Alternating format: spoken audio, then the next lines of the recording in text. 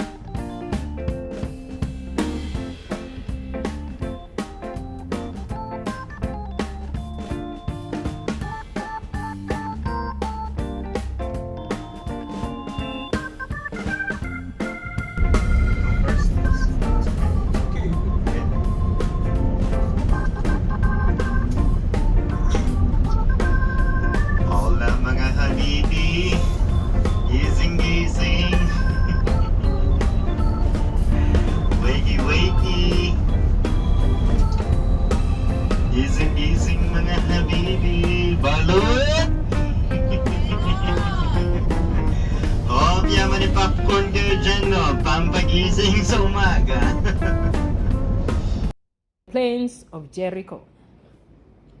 We are going to read some verses as we travel through this valley. Joshua chapter 4 verse 19. And the people came up out of Jordan on the 10th day of the first month and encamped in Gilgal in the east border of Jericho. Joshua chapter 5 verse 10. And the children of Israel encamped in Gilgal and kept the Passover on the 14th day of the month at even in the plains of Jericho. Joshua chapter 16 verse 1. And the lots of the children of Joseph fell from Jordan by Jericho unto the water of Jericho on the east, to the wilderness that goeth up from Jericho throughout Mount Bethel. This is the wilderness that goes up from Jericho throughout Mount Bethel. Joshua chapter 18 verse 12. And their border on the north side was from Jordan, and the border went up to the side of Jericho on the north side, and went up through the mountains westward, and the groups and the goings out therefore were at the wilderness of Bethaven. All these verses from the book of Joshua, it's about the division of the land. When the Israelites came from Egypt, when they came back from captivity from Egypt to inherit the promised land. Let's read Joshua chapter 3 and verse 4. It's about the Israelites crossing the River Jordan, which is here on this side, crossing over the Jordan and heading to Gilgal, where we are going to. So they passed through this Jordan, this valley, the Jordan Valley, carrying the 12 stones. Let us start reading Joshua chapter 3 from verse 1. I'll read. We are going to read so that we can understand the verse clearly, okay? So that we can understand. Early in the morning, Joshua and all the Israelites set out from Shittim and went to the Jordan.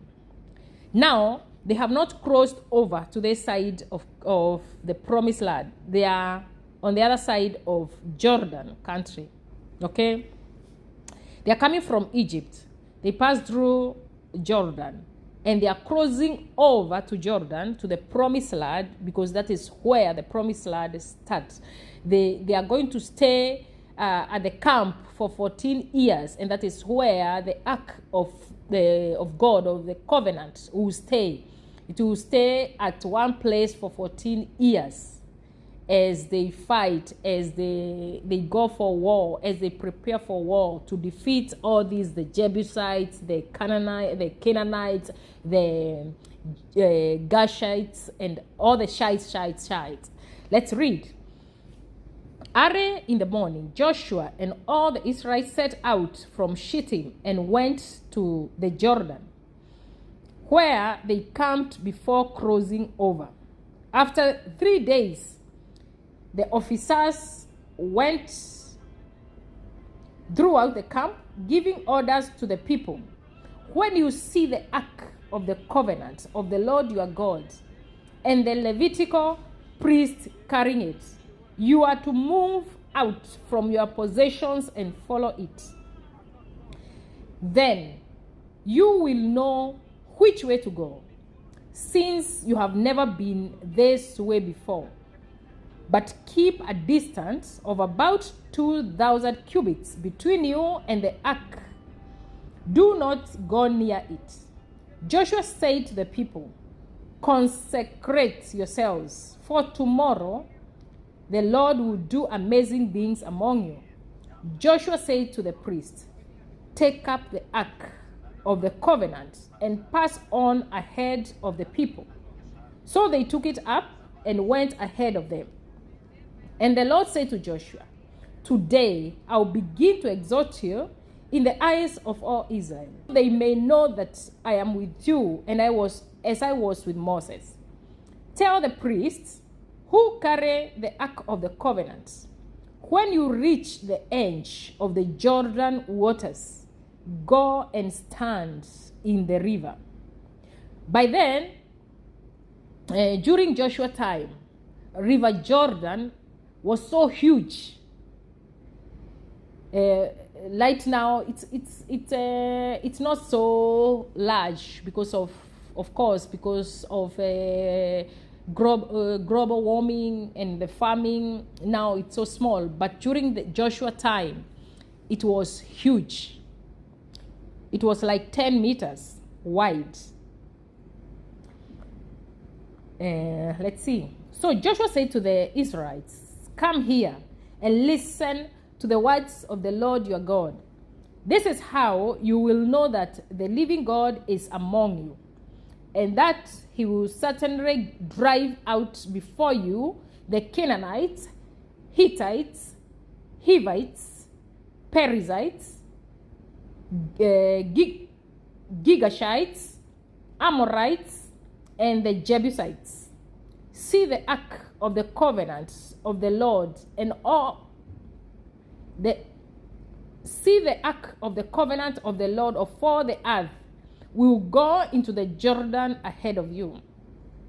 Now then, choose 12 men from the tribes of Israel, one from each tribe, and as soon as the priests who carry the ark of the Lord the Lord of all the earth, set foot in the Jordan, its waters flowing downwards will be cut off and stand up in a heap.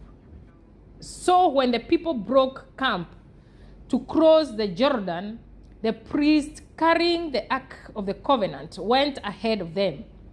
When the Jordan is at flood stage, now the Jordan is at flood stage, or during the harvest, Yet, as soon as the priest who carried the ark reached the Jordan, and their feet touched the water's edge, the water from upstream stopped flowing. It piled up in a heap a great distance away at a town called Adam, in the vicinity of Selatan. While the water flowing down to the sea of the Alava, that is the Dead Sea, was completely cut off. So the people crossed over opposite Jericho. At the side now, the priest who carried the ark of the Lord stopped in the middle of the Jordan and stood on dry ground, while all Israel passed by until the whole nation had completed the crossing on dry ground. Chapter 4. When the whole nation had finished crossing the Jordan, the Lord said to Joshua, "Choose 12 men from among the people, one from each tribe." We are here, and the manna stopped here.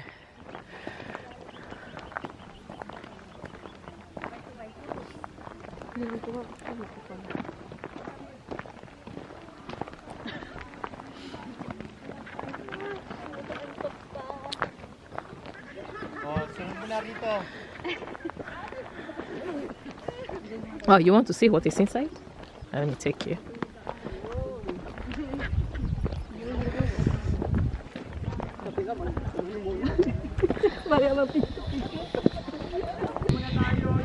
Good people, we are here at Gilgal. No more manna from this point.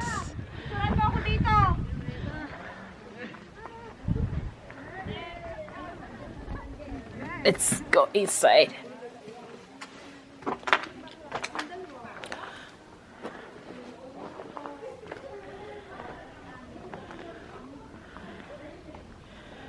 Who knows? Maybe this was one of the stones. Yes? Wow, look at that monument. You know, Gilgal means a circle of rolling stones. Why? Because at Gilgal, God removed the reproach of Israelites, the reproach of Egypt, because after crossing Jordan, Joshua circumcised the Israelites again at Gilgal.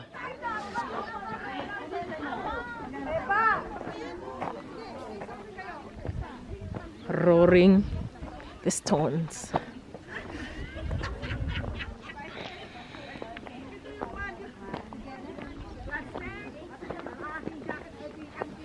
So we are going to read the Bible here. There is, although there's no network here, I'm going to read from offline Bible. Yes, and it's 7 o'clock. Look, it's 7 o'clock. 7 o'clock. So it's about 1 hour and a half. Yes, 5:30, 6:30, 1 hour and a half. Yeah.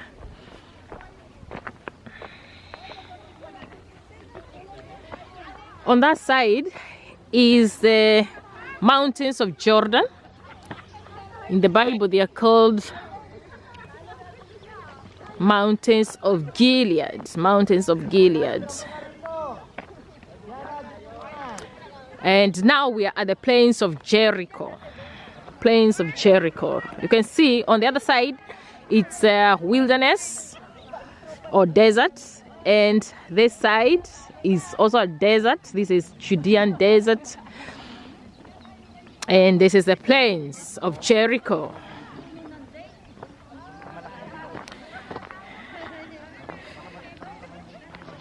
We are at the first campground of the Israelites after they crossed Jordan River on their Exodus journey from Egypt.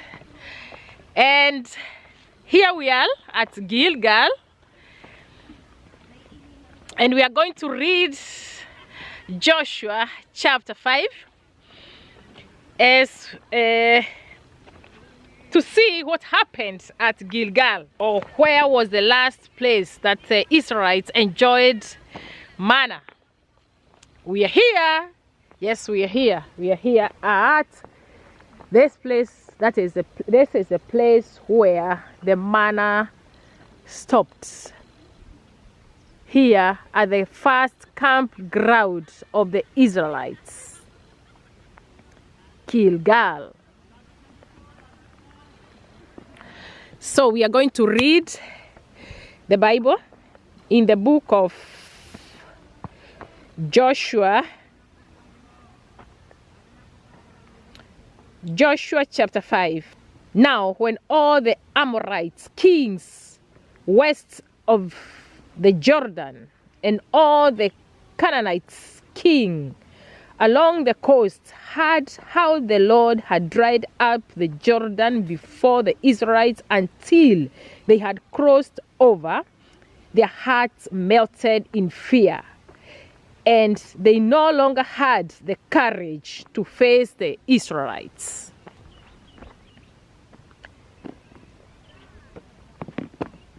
At that time, the Lord said to Joshua, "Make flint knives and circumcise the Israelites again." So Joshua made flint knives and circumcised the Israelites at Gibeath Haalaroth.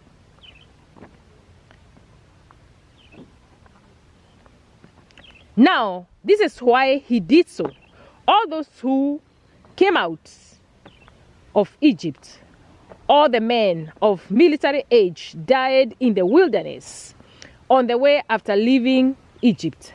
All the people that came out had been circumcised, but all the people born in the wilderness during the journey of Egypt from Egypt had not. The Israelites had moved about in the wilderness 40 years until all the men who were of military age when they left Egypt had died. Now the Israelites have crossed Jordan already, and they have come. They are already here at Gilgal. Let's read verse. It's after they have been circumcised. Okay, the first verses of chapter 5. They have been circumcised. Joshua is circumcised the Israelites because he was commanded by God to circumcise them again, because all the men that were circumcised when they left Egypt, they had died in the wilderness because they had spent 40 years on the Exodus journey. Let's read verse 7. So he raised up their sons in their place, and these were the ones Joshua circumcised because all the men had died. They were still circumcised because they had not been circumcised on the way. And after the whole nation had been circumcised, they remained where they were in the camp until they were healed. Then the Lord said to Joshua, "Today I have rolled away The reproach of Egypt from you. I have rolled away the reproach of Egypt from you at Gilgal after circumcision.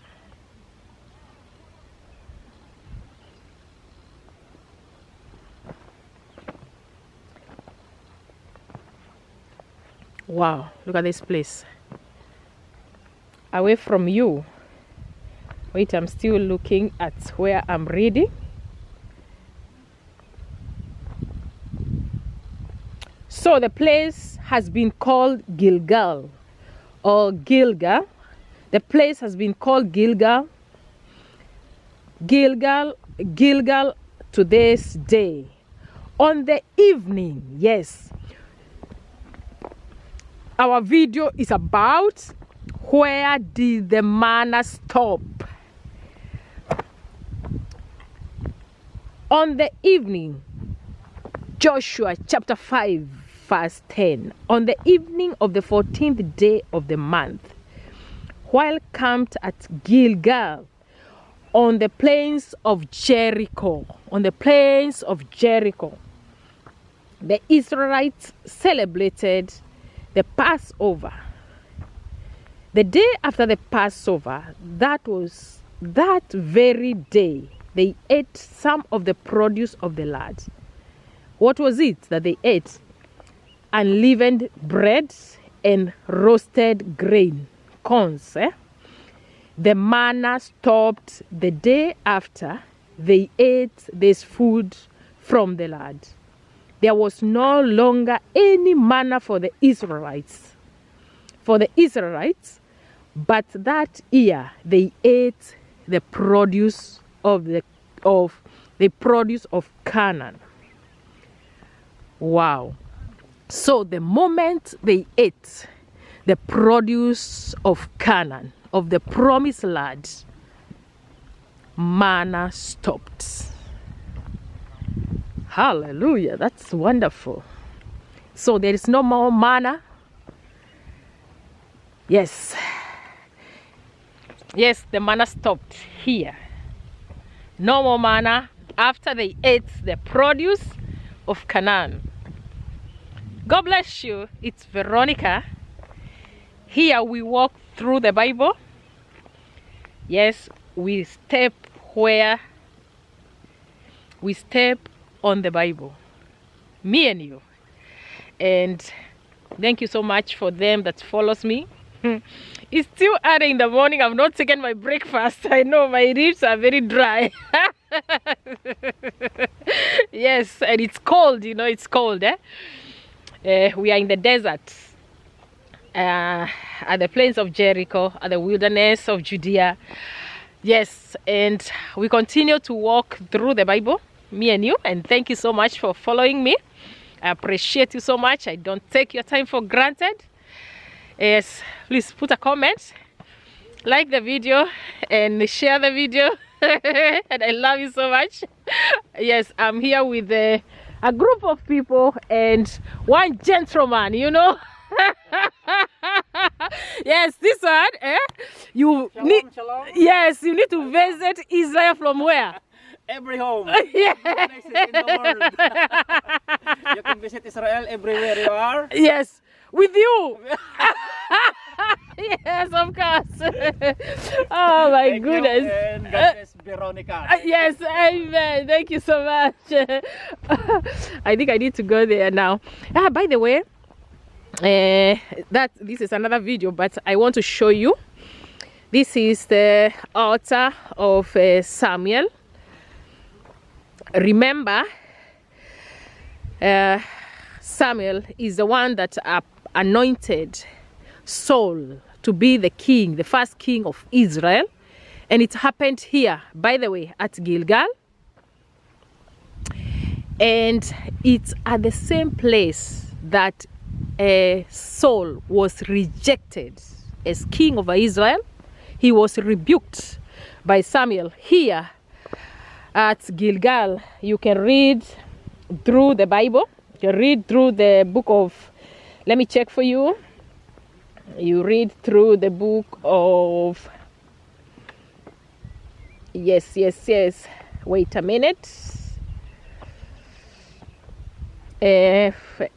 Which one is this? Is First Samuel